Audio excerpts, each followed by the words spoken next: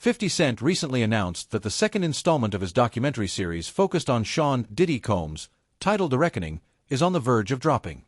This new chapter supposedly shifts the spotlight heavily onto Janice Combs, portraying her as the key architect who molded Diddy into the figure he eventually became, while also positioning her as the true influential force steering the direction of bad boy entertainment from behind the scenes. Reports suggest that Netflix declined to incorporate this particular material into the initial season. Undeterred, 50 Cent has decided to take matters into his own hands and share this unreleased content directly with the public through his own channels on YouTube. Yeah, my mom's good. Well, let me introduce you to my mom, called Ma Dukes. Hi. She's getting a drip with me. She's hydrating.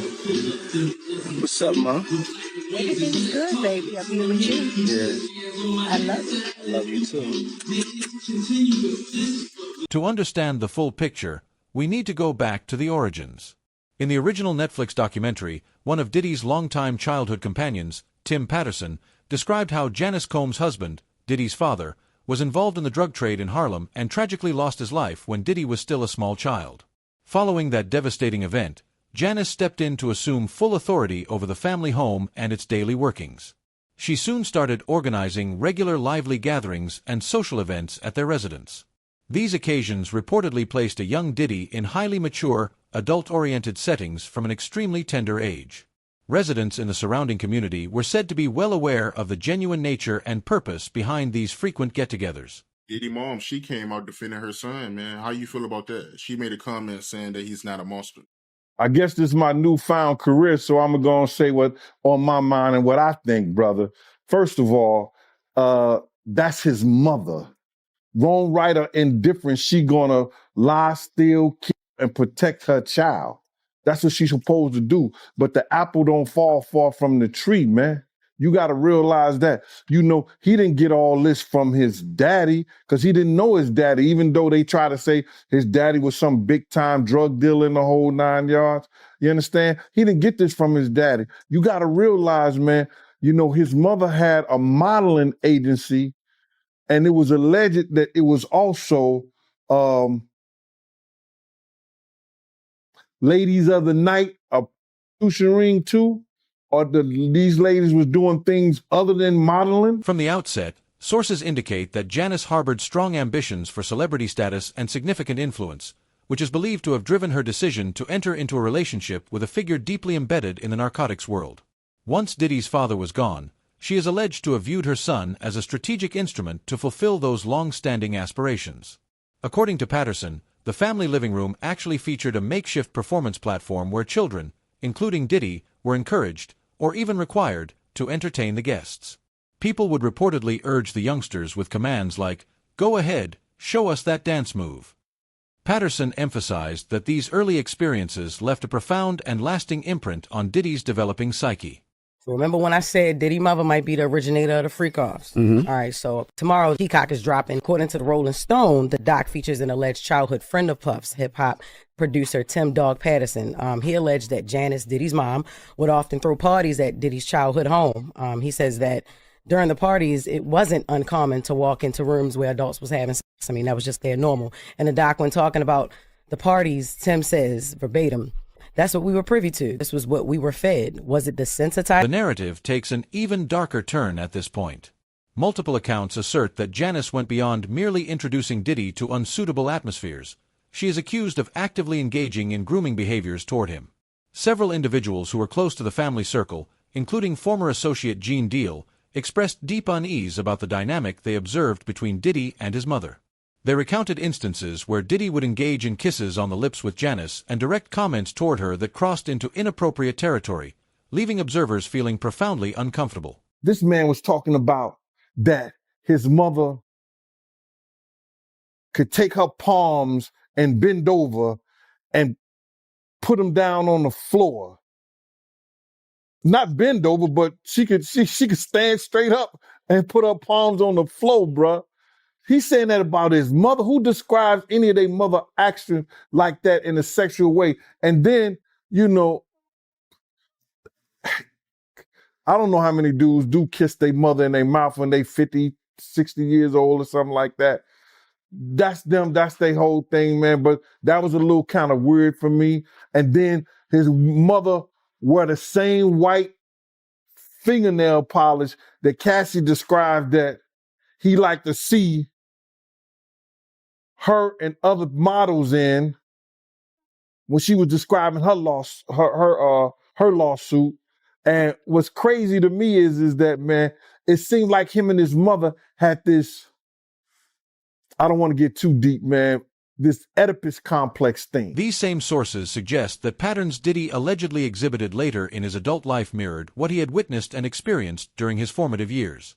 Claims circulate that Janice was fully aware of the notorious freak-off events that Diddy supposedly orchestrated in his own circles. Certain individuals who claim to have been present insist that she even attended a number of these gatherings herself. Many interpret this as evidence that Diddy was simply carrying forward the behavioral blueprint he absorbed while growing up under her influence. But why you believe she knew about the freakos? Because one of the witnesses said she was there. And do you remember this, bro? Check it out. People tell off on themselves so much, man, and I don't understand when people don't catch it. Diddy has said this. He said, when I give a party, I have to have an ambulance outside of the house. Paramedics ready. That people have to take IVs. Remember the time that him and his mama kissed each other on the lips? Yeah, I remember that video. Do you remember that both of them was getting an IV at the same time? Yeah, I did notice that, yep.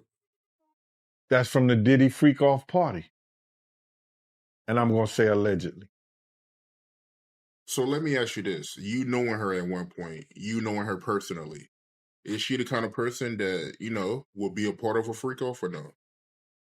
I think that she liked to party, and she partied with young people. She's always been like that. She always copied or emulated Little Kim and Mary J. Blige, or they emulated her.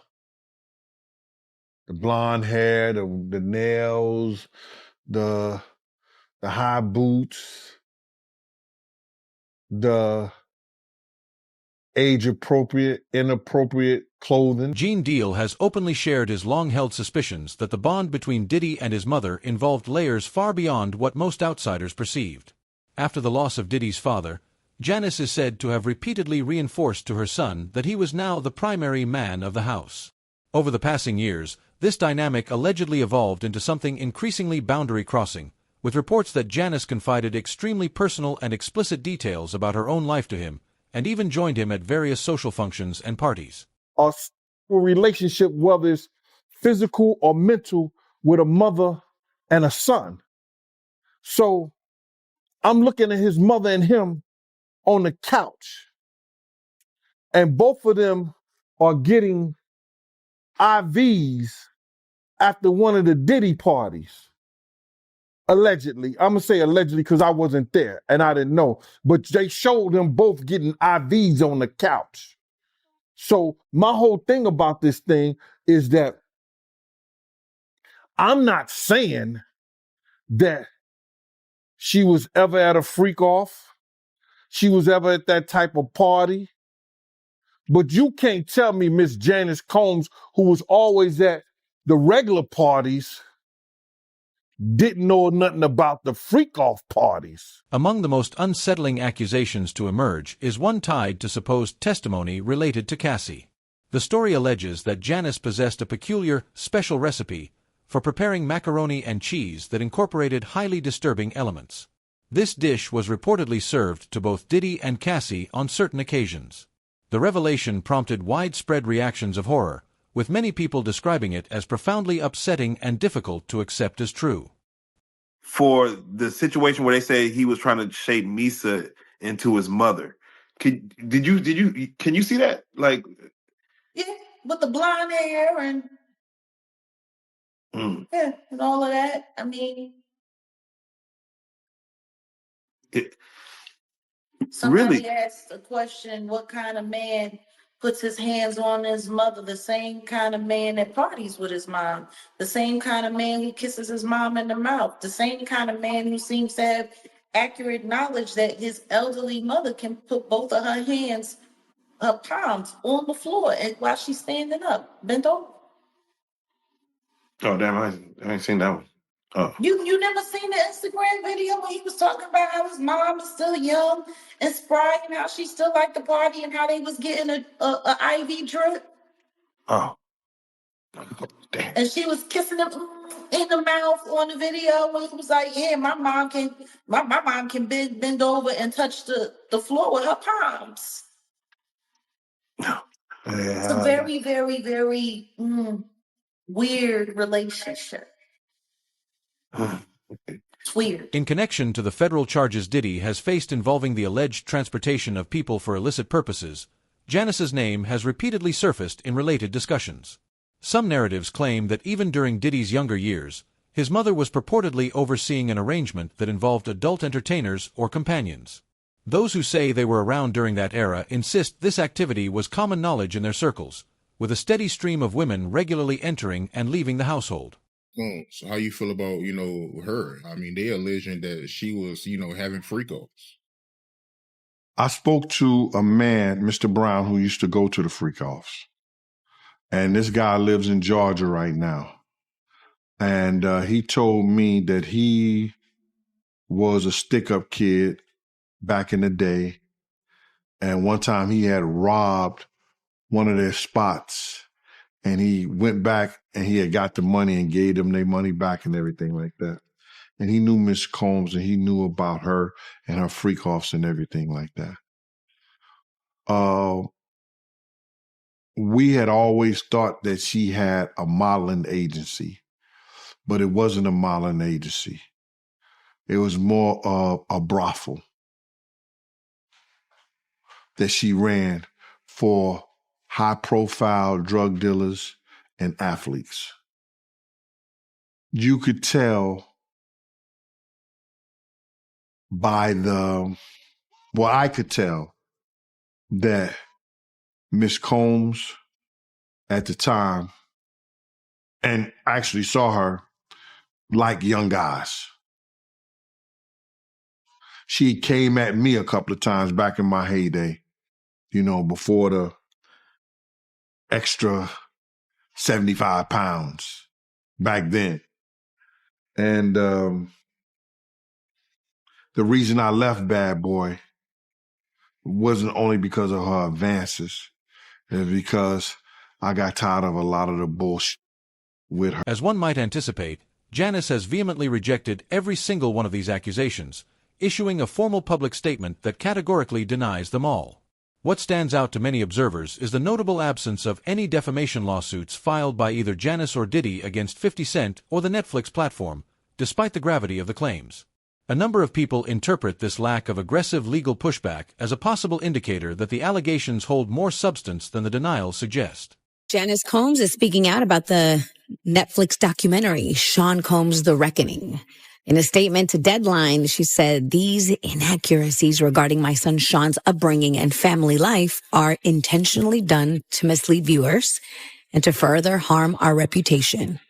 She also maintains she was not an abusive parent and says that Diddy never slapped her, as previously stated in the documentary. The documentary further explores how Janice is credited with instructing Diddy in the intricacies of operating a successful enterprise. Although Diddy has long been presented as the visible leader and public representative of Bad Boy Entertainment, insiders allege that he does not actually hold ownership of the company's shares or core assets. Instead, those valuable holdings are said to remain registered under his mother's name. According to those with knowledge of the arrangement, this structure was deliberately designed to safeguard financial resources and reduce potential vulnerability to legal claims or lawsuits. She is Bad Boy. You think it's Diddy. It's Janice Combs. Janice Combs is Bad Boy. Man, you don't actually sign to Diddy. His name is on a dotted line, but you actually sign it to Janice Combs. Did he ever tell you why that is, or do you understand? Now that I'm older, I know exactly what it is. It's a paper trail, so nothing can come bite me. If you come for me, you ain't coming for me. I ain't got nothing. You going to my mama. Good luck with One explanation offered for the strategic setup traces back to a catastrophic incident in December 1991. Diddy helped organize a charity basketball event at City College in New York, which spiraled into chaos when a massive crowd surge resulted in the deaths of 9 individuals. A wave of lawsuits soon followed the tragedy, and it is believed that the experience taught Diddy a harsh lesson about the importance of shielding personal assets from his own name to provide future protection against similar legal repercussions. In the 2000s and 2010s, Diddy was really prospering, music, business, fashion. And one of the things that he had said, what he alleged in the documentary, and again, this is an allegation from him, was that the name Bad Boy Entertainment, Combs's name was not really involved in that on the corporate side. And one of the things he's saying is the reason for that was to avoid having to pay any liability from, the devastating basketball game that had happened in the early 90s, where he was the subject of wrongful death lawsuits because of the multiple deaths that had occurred as a result of that basketball game that Diddy was behind organizing. So that was really, surprising to hear. Yeah, that was a big allegation, because the families of the victims killed in that stampede, it was horrible. We're talking about December 28th, 1991. Combs, fellow rapper Heavy D, they hosted this charity basketball game. The game took place at the gymnasium of the City College of New York. And according to the New York Daily News, before the basketball game started, people who weren't let inside, they broke a window, swarmed toward the entrance of the gym, all went down a staircase. The doors at the bottom of those stairs opened towards the stairs, not towards the gym. So once a crowd got down there, they couldn't get the doors open and people started being crushed. 9 people died. Dozens of others were injured. And there were no criminal charges that were ever filed against anyone for the stampede, but multiple families and injured victims, they filed lawsuits. Gene Deal, who says he was present at the ill-fated event, has stated his firm belief that Diddy disregarded critical safety issues. He accuses Diddy of failing to arrange sufficient security personnel and brushing aside repeated warnings about the risks. In Deal's view, Diddy bears significant responsibility for the deadly outcome that day. I was at City College. You understand? I was there. I was doing security.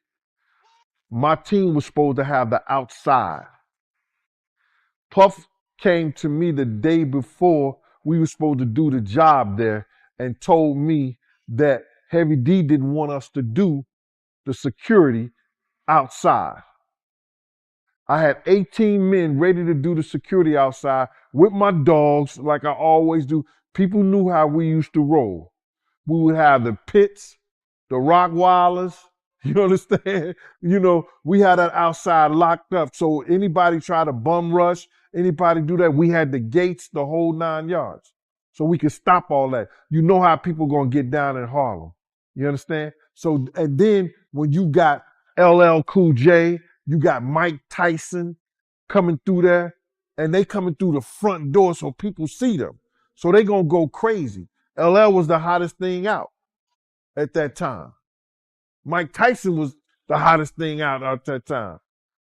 They got all kinds of stars and people in there already. They was coming through the back. They came through the front. And it caused the door to be bum rushed. But if they had the gates up, if they had the dogs, and with the help of the police, that shit would have never happened, bro. That shit would have never happened. I was there. I saw it. I saw Jessica run down the steps after she grabbed the money box because my man Eddie was protecting her. And Eddie's the one called me on the walkie-talkie and said, yo, Jessica just locked me in outside the gym, Gene. You couldn't go down the steps after they bum rushed the door. You understand? I had to run around the whole gym on the outside, around the gym, down the steps, run across the basketball court, and open the front door. When I opened that one door, because it pushed inside, people start squeezing through that. Then I just kept doing the doors, and people was coming in there, falling dead, right out, just falling out right there. And once they got in there, they just fell out. It was crazy, bro. He just wanted us to do inside the gym to make sure that nobody, be over the celebrities like that. That's what he wanted my team to do. But most of the celebrities gonna have their own security anyway. You know what I'm saying? That was just a way to cut our security off anyway.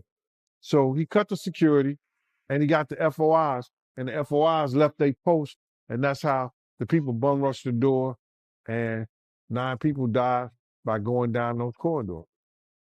And you blame Diddy for that. Yeah, I do. It's his fault.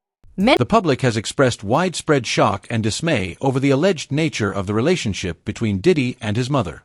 Adding to the discomfort are the broader accusations regarding Diddy's conduct toward other individuals, including troubling patterns that reportedly extended into his own family circle. And again, I know the freak offs that his son is there. Like, it seems like he likes to get down with his kids. Yeah. But that wasn't all. Just the to hear Little Rod say, like, the boys were around. Roger Bonds talked about the children as well. What kind of parenting relationship is that? But then again, that goes back to the conversation of Lori Harvey, Steve Harvey's daughter.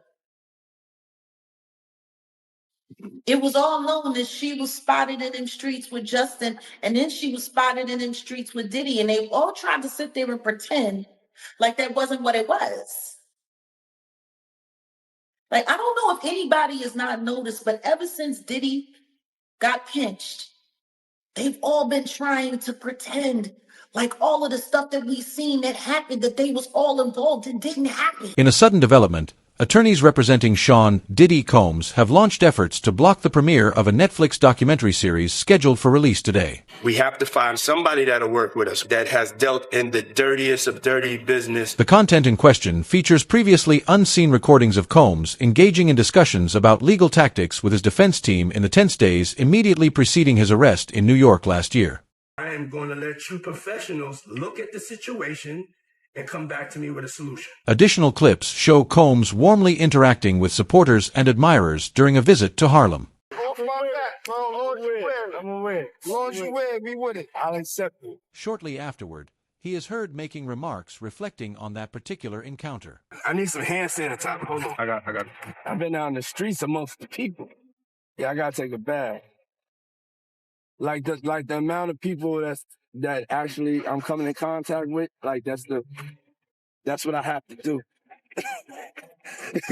You know what I'm saying? It's like 150 hugs. Combs' legal representatives are now formally demanding that Netflix withdraw the entire series, warning of impending litigation. They argue that the platform has incorporated unauthorized material that was never approved for public distribution, labeling the project as a disgraceful attempt at character assassination. The series carries executive production credits from Combs' longtime adversary Curtis 50 Cent Jackson, along with director Alex Stapleton. In response, Stapleton and Jackson have publicly affirmed, "We obtained the footage legally and have the necessary rights."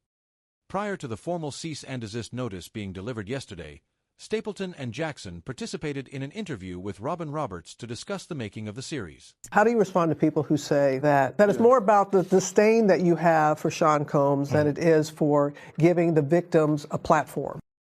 It's not personal. The show is not completely the perspectives of people that did not like Sean. Not everyone needed to have an allegation to be a part of this. Meanwhile, the Zeus Network is preparing to launch yet another documentary centered on Diddy, this one approaching the story from the viewpoint of Diddy himself along with his sons. Many assumed the intense focus on Diddy would fade away as 2025 came to a close. Surprisingly, this new project is slated for 2026. A significant portion of the audience, including myself, is already voicing discomfort and disapproval about this forthcoming documentary being told through the lens of Diddy's sons. There's considerable surprise and frustration directed at Zeus Network owner Lemuel Plummer for moving forward with it. However, many seem to overlook the long-standing friendship that has existed between Plummer and Diddy for years. Zeus Network has a new Diddy documentary coming out, and this time it is coming from the perspective of Diddy and his sons. All the time I thought we were about to leave Diddy in 2025. Well, this documentary is coming in 2026. And a lot of people, just like myself, are already not feeling this new documentary coming from Diddy's sons. A lot of people aren't happy about it and actually shocked that the owner of Zeus Network, Lemmy, is doing this Diddy documentary. But what a lot of people fail to forget is Lemmy and Diddy have been friends for quite some time. Of his children arriving in court for day one of their father's child in New York. hands gripped in solidarity. Do you still believe your dad's innocent? How did you feel hearing that testimony yesterday? Do you apologize on behalf of your father? Do you believe your father's innocent? Do you still convince your father's innocent? Your daddy got 4 years! Your daddy got 4 years for abusing women! That's wrong! You can get more! The family, the foes, the joy, the pain, our voice, the loyalty, the betrayal, the pride, the love, the hate, the truth, the lies. And Diddy calling Hello. from Fort Dix. This is a prepaid collect call from Federal Correctional Institution, Fort Dix. When they released this trailer last night, there were so many comments to Lemmy and Zeus Network that they did not want to see this. A lot of people feel like this whole new documentary is just a PR narrative, once again being pushed by Diddy and his sons to try to clean up his image. And after hearing certain things on 50 Cent's Netflix documentary, we have to go back in time and remember what we were seeing during trial. Even when it came to Diddy's sons, Christian and Justin Combs, they both came on 2 separate occasions to trial wearing a free Sean Combs shirt. The first one to do this was Christian Combs during Jane's testimony, and you're not supposed to wear this stuff in front of a jury to try to sway their opinions. And the judge actually told him he had to leave and take it off. And then literally like a week later, Justin did the same exact thing. It was taken out of the courtroom by the judge. And we already saw the videos in the Netflix doc of Diddy talking to Justin saying he needed to push out certain content to control a narrative. During the trial, there were a lot of things going on that I could see that to me felt like it was just straight PR. Do you remember all of these people that were wearing the free Diddy shirts? And it was actually a meme coin that's on their shirt. It's money sign Diddy. Rather than attempting to halt the release of opposing documentaries, Diddy is said to have countered by putting out his own independent content asserting his innocence. Observers and critics have pointed out that this approach feels somewhat illogical, particularly when weighed against the large volume of existing publicly available video evidence tied to Cassie and other matters. Hitting the blogs and being on the timeline yesterday that Diddy's sons, Sean and Justin, will be dropping a docuseries of their own to tell their side of the story, their experiences, and how they view things on the Zeus Network. With 50 Cent put it up on his Instagram page, and he promoted the trailer when you look at it from the other side of it on the marketing side, but he knows it plays back into the doc that he just dropped as well with the reckoning. He put it up and said, wow, I want to see this show. I'm not sure this was a good idea. And he tagged at 50 Cent Action, letting it be known that this is really promoing itself. 50 Cent has been very vocal in his public response to the upcoming project and has actively helped promote it. He seems extremely assured about the revelations that are forthcoming. In interviews, he has emphasized that Janice Combs is no longer merely a peripheral character. She has now been elevated to the heart of the entire narrative. Regardless of whether individuals choose to accept the accusations as factual, one undeniable reality stands out. This family appears determined to prevent the public from accessing the information that is about to surface. Stay subscribed and tuned in, because when Season 2 finally arrives, it has the potential to dramatically reshape the entire conversation surrounding this saga.